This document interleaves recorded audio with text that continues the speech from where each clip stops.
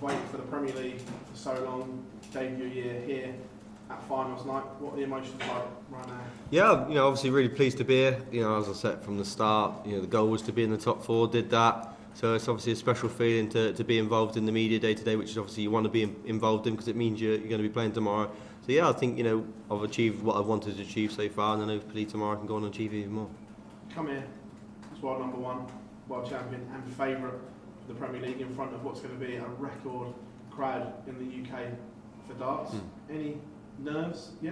No, I think if you're going to get any nerves, it's probably going to be in a world final, to be honest. And that is the biggest occasion in darts I've been involved in. I know what it feels like to be in the most pressurised game in the world. So, you get a bit of butterflies maybe because it's an incredible occasion, and except for the Worlds and possibly the match play, this is probably up there in the top three. That's for sure of the ones you want to win. So, there'd be that little bit of apprehension, of course, going into tomorrow. But like you said, I think all four of us have been involved in the biggest game in world darts. So, this should be something that we're used to now. Play Michael van Gerwen tomorrow. You beat him last week, but he's obviously changing equipment and searching for something. When you see someone of Michael's stature doing that, do you think, I like this because he's not completely happy with his game? I'm not sure if he's changing equipment specifically. I think he just might have done it for that week because there was not really much on it for him. But if he's changed altogether, then that shows the mental strength he has to be able to do that. For me, if I was to change my darts, it'd be a lot of different feelings. So, he has great mental strength, and what's been and gone before will not affect him. He's won this tournament 7 times. He knows what it takes to win it. The other 3 of us don't. So that will obviously be the extra bit of ammunition he will have on us all.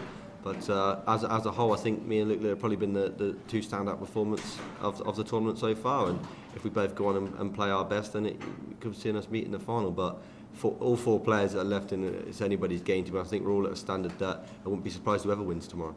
You touched on Michael's been and done it, and you guys haven't.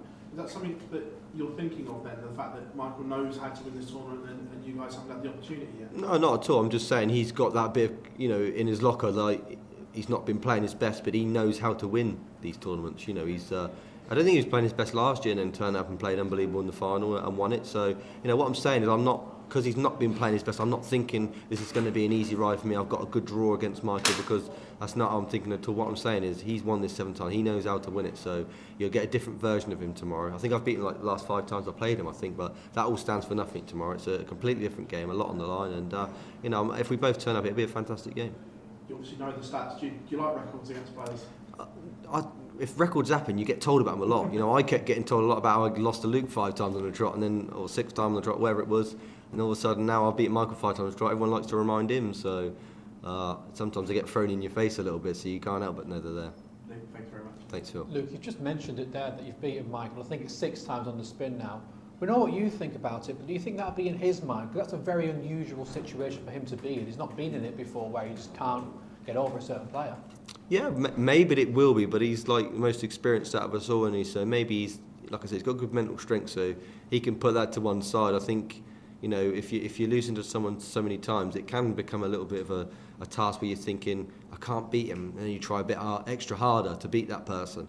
Maybe that happened to me when I was playing Luke that time, and I think he kept losing 6-5, and maybe you're just trying that little bit too hard to get over the line and beat him because you haven't beat him for so many times. So it can play in your mind, it may play in his mind, but like I said, he's been in this situation so many times that I don't think what's gone before will affect him going forward for tomorrow. A few months ago you won the World Championship, now you're 2 games away from winning the Premier League. Only Phil Taylor has won the Triple Crown in the same season. Is that something that you think about, the fact that you potentially could do that? It isn't something I think about, but of course it's something that I'd love to do. That really would be something special, wouldn't it? I think the 3 major titles I'd dreamed to win was the World Championships, the Premier League and the match play. So, I ticked the hardest one off so far. There's 2 to go. But yeah, that really would be something, and, if I can achieve that would be fantastic. But it doesn't have to be in one season for me. Obviously, right now I'm focusing on the Premier League title because, this is a really, really tough one to win, and all my focus is on tomorrow night. It's a strange thing to say still, but this is your first Premier League season, which is incredible really considering what's happened the past 12, 18 months. How have you found the full 16 weeks? Have you enjoyed it? Obviously there's a lot of travelling. Everyone loves playing on the big stage, but there's a lot of sacrifices too with it. Yeah, I've enjoyed myself. I think it's been really good. It's mentally and physically challenging. It really is. It's a lot tougher than you expect it to be. Being away from family and all the travelling is tough. I won't lie, but I can't sit here and moan too much because I'm in a privileged position. You know, I was desperate for it last year. I didn't get it. You know, so I'd never sit here and slag it off and say, oh, it's really, really tough, because it is. But of course, I'm the one that accepted it, so I have to face the consequences. And you know, it's not as bad as it seems. It is really fun, and you have good times. The hardest thing about, I think, is sometimes that you do go through bad times where if you can't get them wins and you're playing all the time, it kind of drags you down a little bit. But you know, as a whole, I've really enjoyed my experience being up in front of them crowds every week. It's made me a better player, to be honest. I think it's going to grow me as a player as well. Cheers, Luke. Thank you. Thank you. Luke, you come into this having averaged over 100 across the 16 weeks. If it all goes to form tomorrow night, do you feel that you're the man to beat? Not particularly. I don't think I'm the man to beat. I don't think anybody of the 4 players are the man to beat. I think we're all very capable. We've got 3 world champions, a world finalist this year. You know, we're all capable of winning. I couldn't sit here and if I was a fan and tell you, oh, he's definitely going to win, because I don't really think there is a clear favourite. I might be it on paper, but you know, we're all very capable of going on and winning tomorrow night. That's for sure. I don't think you know, there's a clear favourite in my eyes as a player.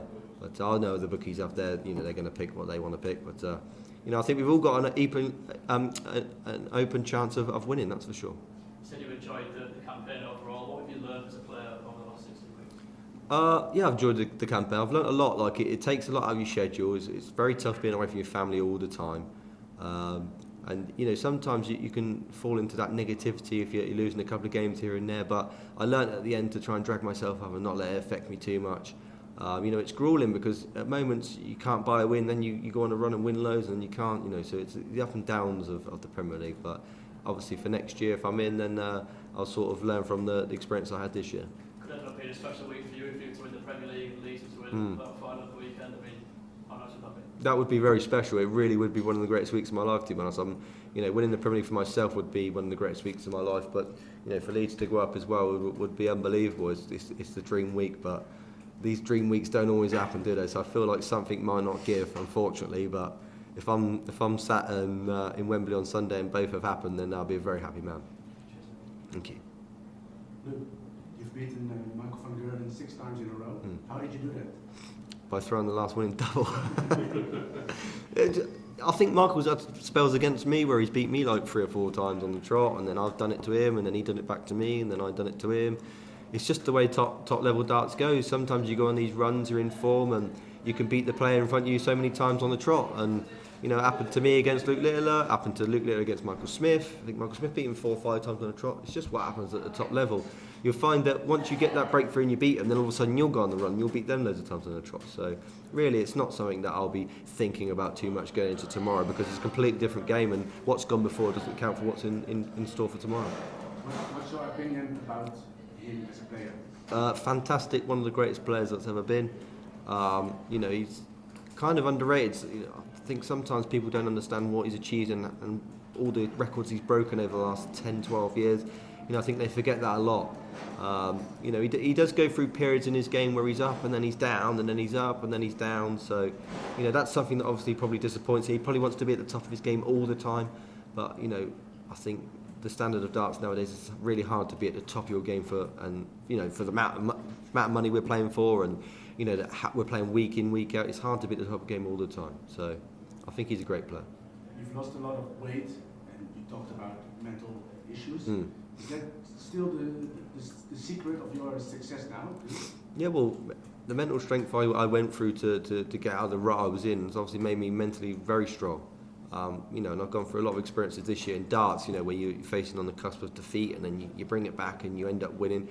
That is the certain thing I look for, that I think if I wouldn't have gone through the experiences I went through, I might not have been able to drag myself back from them losing positions, because 3 years ago I probably was a bit more defeatist in my attitude, where if I was behind I'd probably just not give up, but I'd sort of accept that I had lost.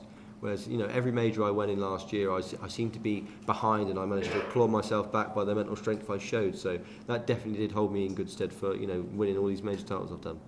You've won a lot of majors last year, you're the World Champion, but still there are a lot of people are talking about Michael van Gerwen or Luke Littler. What's your opinion about that? Well, they should be, because it's not darts and all about me. You know, it's not all about me because I'm world champion, world number one, doesn't mean everyone has to just talk about me. Of course they're going to talk about Michael van Gerwen, he's 3-time world champion. Of course they're going to talk about Luke Littler because he's the most famous dart player in the world. Of course they're going to talk about Michael Smith because he's created one of the greatest legs in the world. You know, these people are going to be talked about, of course.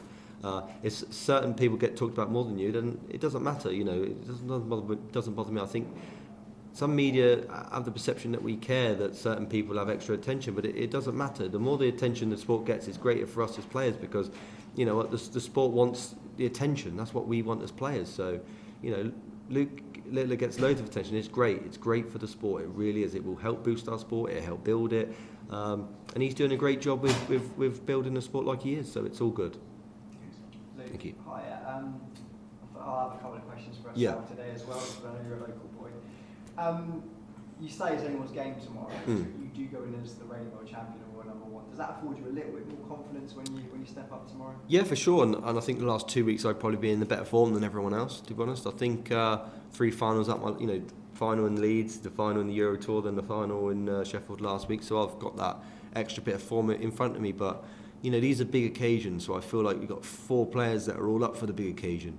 You know, I don't think I could sit here and say, oh, well, he's playing really much better than that person, or he's playing better than that person. I just think everyone's playing sort of decent darts, to be honest, and that's why I think it's anybody's game. Of course, I'm going to go into it thinking I'm going to win, because if I didn't think that, there'd probably be no point in me turning up. But I'm just being honest about that. It's anybody's game, but I do believe that I can go on and win tomorrow, that's for sure. Talk to me about Sunday.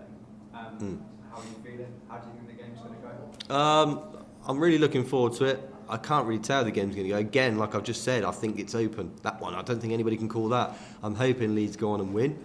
It's a massive, massive game. It's probably the biggest game in world football, to be honest, because for the money that they can earn, I think it's like over 100 million. So it's a massive game, and I do feel sorry for the team that doesn't go through. Because if it isn't Southampton, they don't go through, then you've got to feel for them, because it's horrible. But I hope that's the case and Leeds go through. I think Leeds will win 2-1, but anything can happen. How is it as a Leeds fan living in the south right now? I don't live in the south. I live in the north. Oh, well, Yeah. where you were When I was younger, yeah, it was hard because I didn't get to see as many games as possible. Obviously, it's a long 4.5 hour travel to Leeds when I used to live in the south. Impossible to have a season ticket because you just couldn't make it every time with school, you know, Tuesday league games and stuff.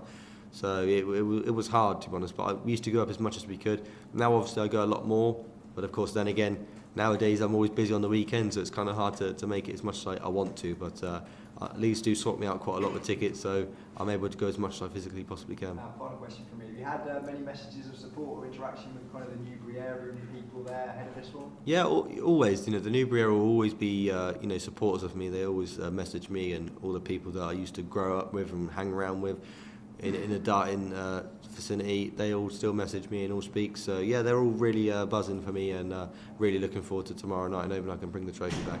Good luck. Thank you. Rotterdam, we asked Michael about his rivalry with Luke Littler, and he told us my biggest rival is Luke Humphries. Do you agree? Who's your biggest rival? Yeah, for sure. I probably am his biggest rival because, you know, we're world number 1 and world number 2. I think he's still 1 and 2. So yeah, we're kind of battling out for supremacy there, being world number 1. But I think for me, I don't think there is a main rival. You know, there's too many good people in a big bunch that are all my rivals, to be honest. You've got Michael van Gerwen, Luke Littler, Michael Smith, Nathan Aspinall, Rob Cross, Gerwen Price. You know, all these people, they're all rivals of mine because they're all fantastic players. And I don't think there's anybody out there that's my main one, to be honest. You know, they're all fantastic. But if you're going to pick one, I guess Michael is, because we love playing against each other. We have a massive respect for each other. And we like beating one another. So, you know, as fun goes, we're our rivals, but in a good way. Yeah, he had a lot of good words about you, and he doesn't have often good words for his opponents. Yeah, because we got a mutual respect. We get on really well. We spend a lot of time together, you know, when we're at the Premier League and, you know, go out for dinner and stuff like that. So, you know, we know each other very well. We have a great laugh and we have a great, you know, relationship off the hockey. So, you know, that's why we get on really well. And, you know, when we're on the hockey, it's just business. You know, we both want to beat each other because at the end of the day, we want to win the title. So, of course, when we're on the hockey, it's, you know, that friendship goes away and we want to beat each other. Thanks. My pleasure.